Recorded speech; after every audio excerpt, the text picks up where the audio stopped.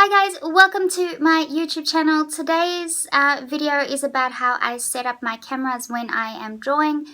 I did create a video earlier today on all of this, but I don't know what happened during the editing process, but I did not notice.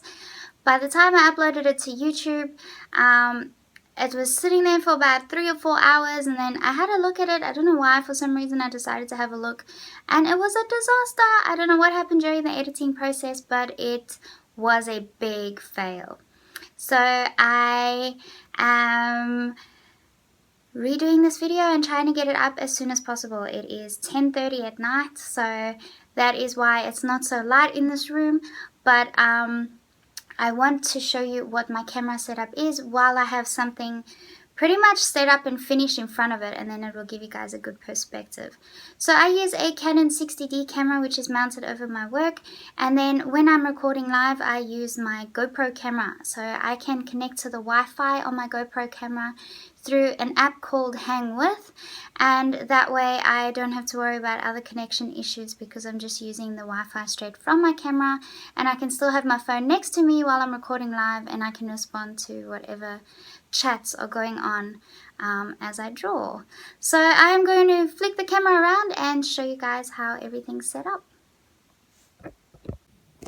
Okay, so starting from the entryway, looking into my drawing room, you can kind of see that tripod on the floor there with a big pipe on the top and the camera mounted right at the top over there.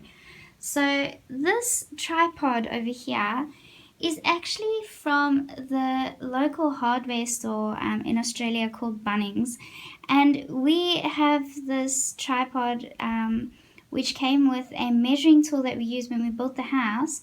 So it's like a laser measuring tool to work out where to put holes in the walls and to level things out.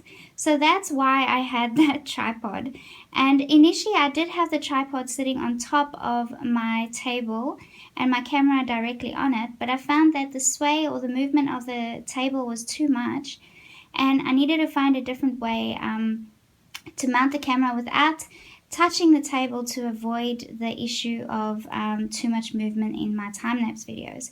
So Vinny was kind enough to create something. So this is him being very creative. So he's taken a metal pole and he's just bent it so that I can mount the camera up on the top of it like that. So just coming back and taking a step back, you can see what the whole thing sort of looks like. And then that's how everything is mounted at the top. So just coming a little bit closer, the camera is facing straight down, which is obviously what I want. So when I am recording, I can just see on the screen what is in the view, and then if you look straight down you can see that that is what I was busy with today. So that was my part 2 tutorial for my supporters on Patreon, and then yeah, you can just see on the screen exactly how it is recording, and that is how it's mounted, and it doesn't have to touch the table. I don't have to worry about the whole issue of having too much movement in my videos when it's mounted like that. And this thing I can just move around as much as I like, and it's got a thing on the side there so that I can actually lift this up even higher if I need it to be higher, but that is as low as it can go. But yes, I can always zoom in with my camera. The GoPro camera that I have is mounted like this. So I use a Hero 3 GoPro camera, and then it's just attached to a GoPro clip, so we just bought that as an extra accessory with the camera. And then this can also be over the work like that. So the GoPro cameras are really good. They've got a very wide sort of lens, and you can set it to a narrow, wide, or really wide sort of view, and you can see this entire drawing quite easily. The only thing is with the perspective with the GoPro, obviously some areas of the drawing are much larger than others. So with the perspective there, the forehead's going to look much bigger than the bottom part of this drawing and painting. So this one I just airbrushed, and now I'm doing the detailed work with pencils over the top. But that's how I have my GoPro set up, and it's really easy because I can unclip it and clip it somewhere else and position it however I like over my work.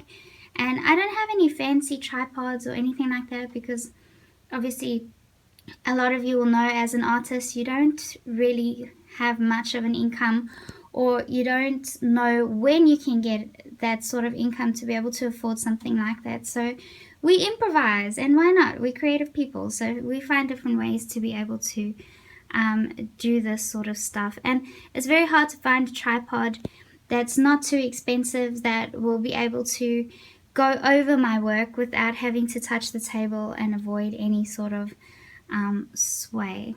So yeah, those are the two cameras that I use. I use my GoPro camera, I use my Canon 60D camera, which is mounted like that, and that is just over my work, and it's easy for me to sort of rearrange and work around it. And yeah.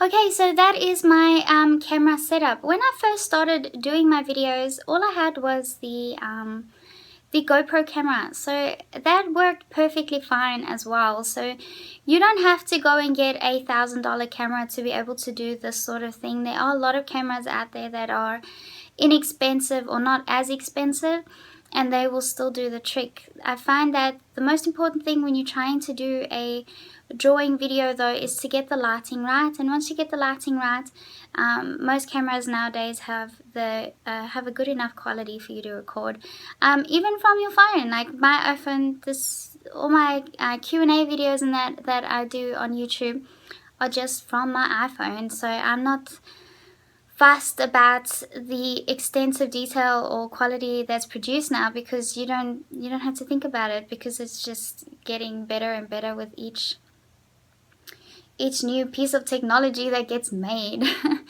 So also, like you saw with the tripods or the way I try and mount my cameras, you can just be creative and find all sorts of different ways to do it. You will find a way. If you want to find a way, you will find a way to do it without it costing you a fortune.